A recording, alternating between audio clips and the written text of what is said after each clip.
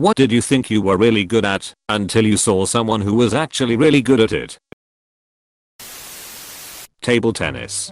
We had a table at work, and so I started playing anytime I could, with whoever I could. I'd played a little when I was a kid, so picked it back up quickly and started getting half decent. Eventually, I started playing with one coworker fairly regularly. He was good, no doubt. At first he was clearly just volleying with me, not actually putting it away when he'd get the chance. This made it more fun for me to be sure, and offered me great practice. Anyway, after about a year, I'd gotten to the point where I could cream everybody I'd play with ease, except him, and our games had elevated drastically, to the point of all out smashing the ball back and forth standing 10 feet away from the table, and I actually started winning some games every now and then. I was ecstatic. Well, one day, after losing a pretty heated game to me, and me being just a little bit pompous about it, my table tennis buddy / coworker pulls a total Inigo Montoya on me, flips the paddle from his left hand, which he 100% consistently used when playing against me, into his right and says to me, "You know I'm right-handed, right?" I did not, nor did I ever win another game against him. I began piano lessons at an early age, 5, and my parents and my teacher made me believe I was some kind of fabulous child prodigy. I later found out I was merely a worm compared to real pianists, but I did enjoy playing the piano, so there's that. At one point I thought I was pretty savvy in Excel, since I was the best at it out of the people I knew. Well, then I meet someone who really knew how to use Excel, and realize that I really only knew the basics. 8 ball and 9 ball. I had a table at home, and would practice while watching TV. No one could beat me. In college I'd play a ball. Everyone owed me money. Then I played someone that regularly entered tournaments. I was lucky if I got to shoot, because he was running the table every game. Friends of mine had a pool table in their apartment and thought they were pretty good. They were out at a bar with tables and there was an older guy playing alone, but only using one arm to shoot. They asked him why and he said, "It's too easy with both arms," and they watched him run the table twice without missing a shot. Playing guitar. I'm good enough to impress normal people, but I could never reach the level of a professional musician. Fighting. I won a shit ton of amateur MMA bouts and a few professional, but then I met someone who beat the fucking brakes off of me for like 3 rounds and then choked my ass out. Turns out, I'm pretty okay at it, but I'm no world champion lol. I've come to the realization that I'm very mediocre at a lot of things. I can do most anything, just not well. Driving. Everyone thinks they're a good driver, sit along with a professional driver as they go through a course, and then try to do the same. So humbling. As a professional driver, I can't tell you how many times people in high school jabbed and poked at me to street race against them. I always turned it down, because you spend your childhood at a racetrack and you learn how dangerous an idiot behind the wheel can be. Finally, one summer I got fed up with it and invited the usual suspects to a local karting track that had kart rentals available. I told them if they beat me, I'd cover their rentals for the night, not cheap, and buy them dinner on the drive back. They were obviously thrilled to take the bet. Before the 8 or so minute race had ended, I had lapped them both twice and smashed the monthly track record by a good 2 seconds. Not going to lie, it felt really good. Edit. I definitely didn't expect this to get any traction at all. I've got a big work day tomorrow, so I can't really respond to everyone. But thank you so much for the silver. Ping pong. I made the mistake of playing an old guy that hangs out at one of the bars and he fucking wrecked me. It wasn't even close. He returned all of my best serves effortless and would put the craziest spin on all of his shots. He gave me good advice afterwards and told me I play too fast for my own good. I bought him a drink and shamefully went back to my friends. When I studied in China the first time I had a host family, my host mom would decimate me while smoking a cigarette and chatting to her friends.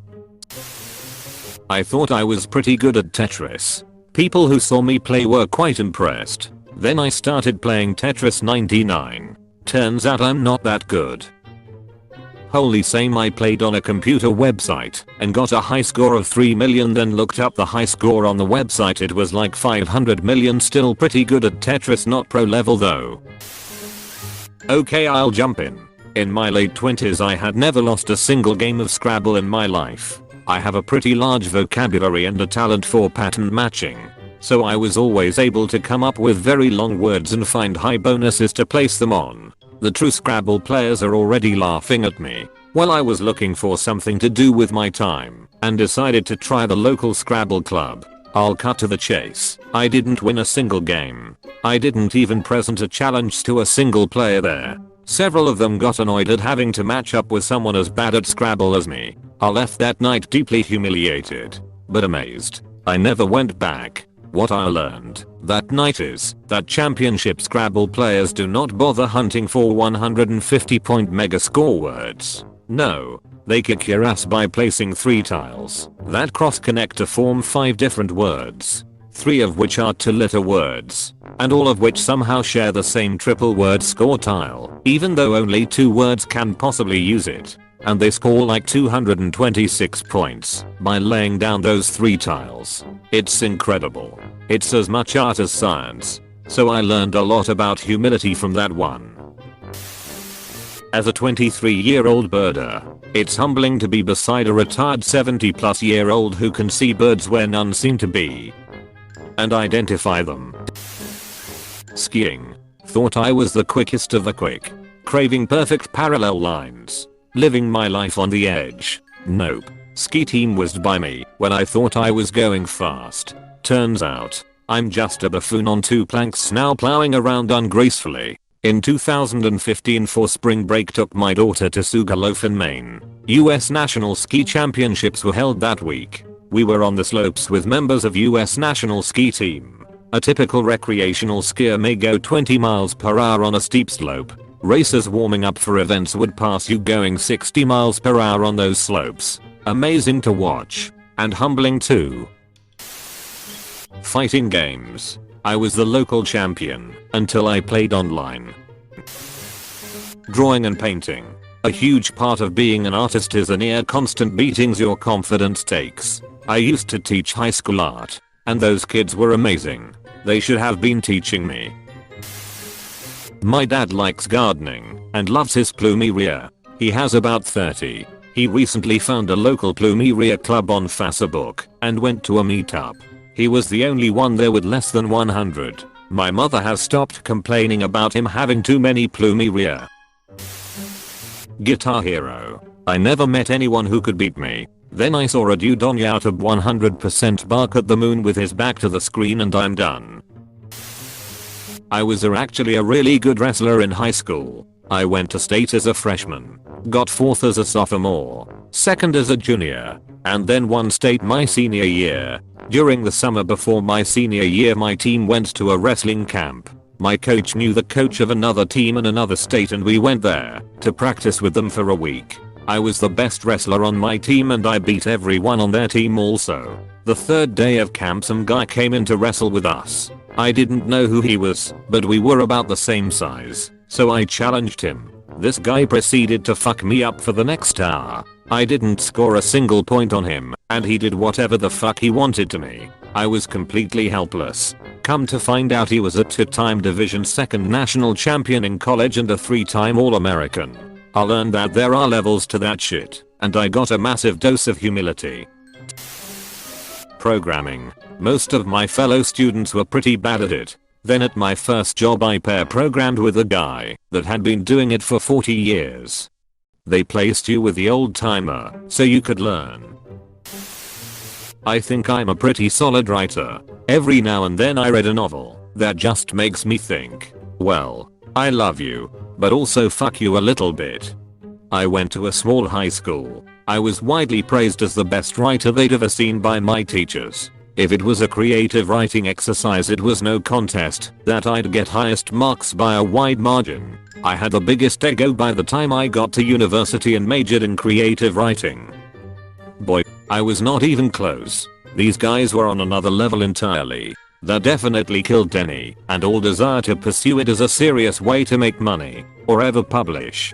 I prefer it that way. However, writing is my fun little hobby now. It's not great, not even close, but it doesn't need to be. Edit. The comments on this post have been far more encouraging than I expected. You guys are awesome. But I'd prefer to keep my writing private and purely as a hobby. Trying to study or release it for public viewing made me really dislike it and turned something I loved into something I hated, so now I keep it as a pure stress reliever.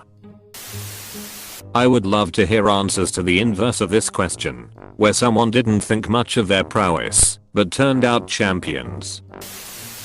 Drawing. I always think I'm good at it, not god level. My ego isn't that large. Then I take a look on DeviantArt and suddenly my world comes crashing down. Happens on a weekly basis at least. Lol. I thought I was exceptionally smart because I was in talented and gifted program in school.